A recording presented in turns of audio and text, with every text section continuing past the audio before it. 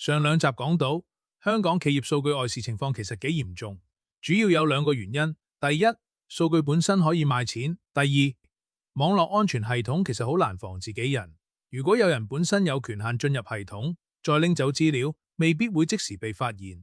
如果企業想保住商譽，最好係第一時間知道有冇人將公司數據拎出去兜售。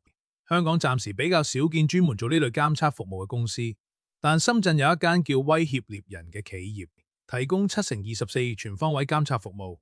佢哋會長期監測互聯網、暗網、Telegram 等平台，留意有冇人出售企業數據、釣魚訪問或 API 攻擊。現時客戶已超過300間大型企業，包括騰訊、阿里巴巴、字節跳動以及招商銀行、中信銀行等。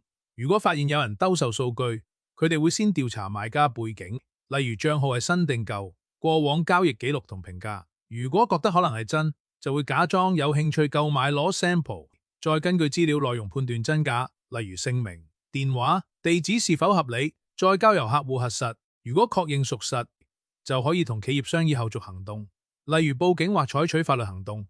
對企業嚟講，及早知道數據是否被兜售，往往比事後補救更加重要。任何客戶如果對以上監測服務有興趣，可以留言或者直接聯絡我哋了解詳情。